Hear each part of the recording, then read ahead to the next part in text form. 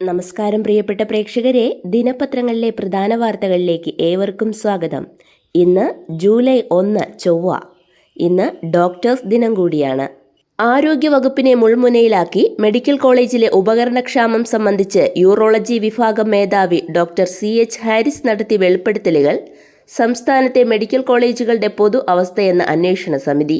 സംവിധാനത്തിന്റെ ആകെ പൊളിച്ചെഴുത്തിലൂടെയേ ഈ പ്രശ്നം പരിഹരിക്കാനാകൂ. ഈ ആഴ്ച തന്നെ സമഗ്രമായ റിപ്പോർട്ട് സമർപ്പിക്കാൻ മെഡിക്കൽ വിദ്യാഭ്യാസ ഡയറക്ടർ സമിതിക്ക് നിർദ്ദേശം നൽകി. ഇതിനുശേഷം തുടർ നടപടി സ്വീകരിച്ചാൽ മതിയെന്നാണ് സർക്കാരിന്റെ തീരുമാനം. മെഡിക്കൽ കോളേജിലെ യൂറോളജി വിഭാഗത്തിന്റെ പ്രവർത്തനം മെച്ചപ്പെട്ടതാണെന്ന് സമിതി വിലയിരുത്തി.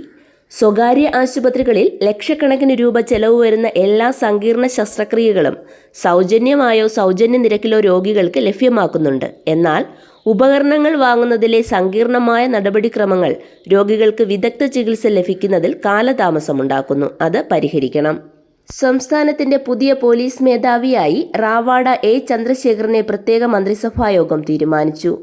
കേന്ദ്ര ഡെപ്യൂട്ടേഷനിൽ ഇന്റലിജൻസ് ബ്യൂറോയിൽ സ്പെഷ്യൽ ഡയറക്ടറായ അദ്ദേഹം ഇന്ന് രാവിലെ 7-ന് പോലീസ് ആസ്ഥാനത്ത് ചുമതലയേൽക്കും.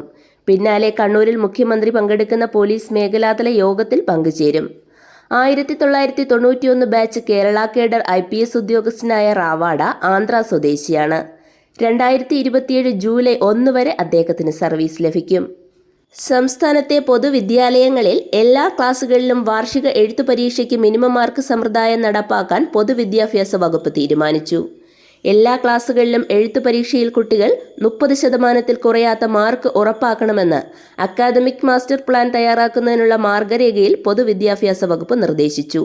വാർഷിക പരീക്ഷയിൽ 1 മാർക്ക് പോലും നേടാത്തവർക്കും അടുത്ത ക്ലാസ്സിലേക്ക് സ്ഥാനക്കയറ്റം നൽകുന്ന രീതി ഇതോടെ അവസാനിക്കും. എന്നു മുതൽ നടപ്പാക്കണമെന്ന് കൃത്യമായി പറയുന്നില്ല. സ്ഥാനക്കയറ്റം തടയാതെ മിനിമം മാർക്ക് സമ്പ്രദായം നടപ്പാക്കുന്ന രീതിയാണ് പൊതുവിദ്യാഭ്യാസ വകുപ്പിൻ്റേത്.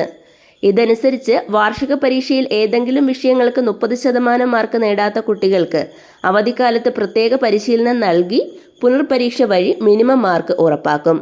ഓരോ ക്ലാസ്സിലും നിശ്ചിത പഠനശേഷി നേടിയെന്ന് ഉറപ്പാക്കുകയാണ് ലക്ഷ്യം. പുനർപരീക്ഷയിലും മിനിമം മാർക്ക് നേടാത്തവരുടെ സ്ഥാനക്കയറ്റം തടയില്ല.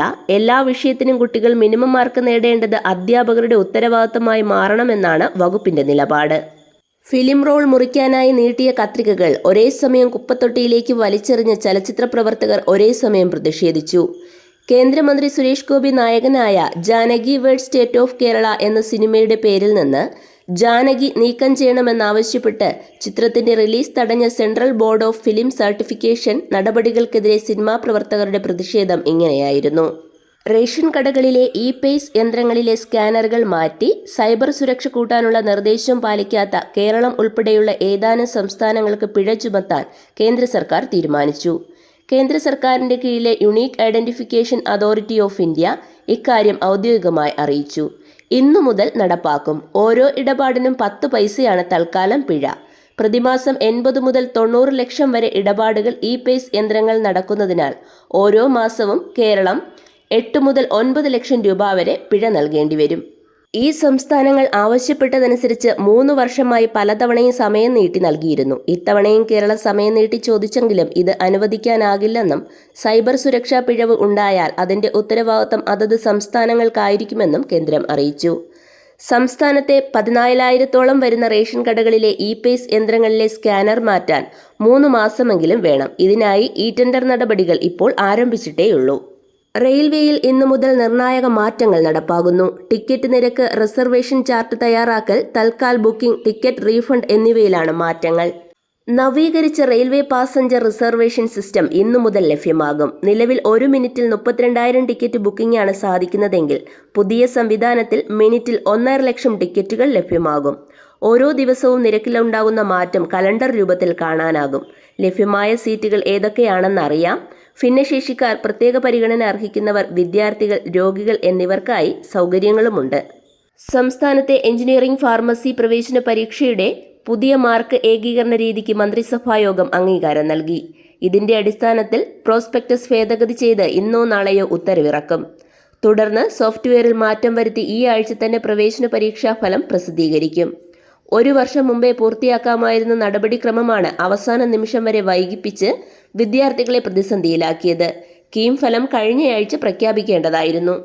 അനധികൃതമായി വിദേശത്തു നിന്ന് കടത്തിയ അരുമ മൃഗങ്ങളെയും പക്ഷിയെയും വിമാനത്താവളത്തിൽ കസ്റ്റംസ് പിടികൂടി. 5 കുഞ്ഞൻ കുരങ്ങുകളെയും തത്ത ഇനത്തിൽപ്പെട്ട മിക്കാവിനെയുമാണ് കടത്താൻ ശ്രമിച്ചത്.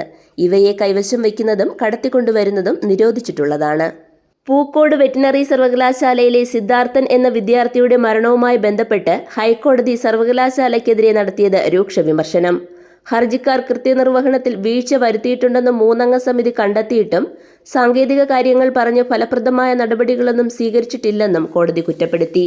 വിദ്യാഭ്യാസ സ്ഥാപനങ്ങളിൽ റാഗിംഗ് എന്ന വിപത്ത് നിർത്തലാക്കാൻ സംസ്ഥാന സർക്കാർ കടുത്ത ശിക്ഷകൾ നടപ്പാക്കുന്ന നിയമനിർമ്മാണം നടത്തണമെന്ന് ഹൈക്കോടതി നിർദ്ദേശിച്ചു. വിദ്യാർത്ഥികളുടെ റൌഡിത്തരം മൂലം മറ്റൊരു വിദ്യാർത്ഥിക്കും ഇനി ജീവൻ നഷ്ടപ്പെടരുതെന്ന് ജസ്റ്റിസ് സിംഗ് നിർദ്ദേശിച്ചു.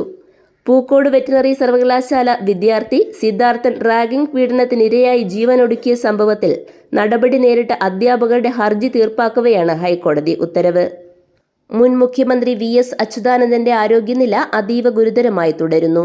രക്തസമ്മർദ്ദം വളരെ താണ നിലയിലാണ്. ഡയാലിസിസ് ഇന്നലെയും തുടർന്നു. കടുത്ത ഹൃദയാഘാതത്തെ തുടർന്ന് 23-നാണ് VSനെ ആശുപത്രിയിൽ പ്രവേശിപ്പിച്ചത്. US ഓപ്പൺ ബാഡ്മിന്റണിൽ ആയുഷ് ഷെട്ടി ചാമ്പ്യൻ. വനിതാ സിംഗിൾസിൽ തൻവി ശർമ്മയ്ക്ക് 2ാം സ്ഥാനം. ഇംഗ്ലണ്ട് ഇന്ത്യ 2ാം ടെസ്റ്റ് ക്രിക്കറ്റ് നാളെ മുതൽ. ഇതോടെ ഇന്നത്തെ ദിനപത്രങ്ങളിലെ പ്രധാന വാർത്തകൾ സമാപിക്കുന്നു. നന്ദി, നമസ്കാരം.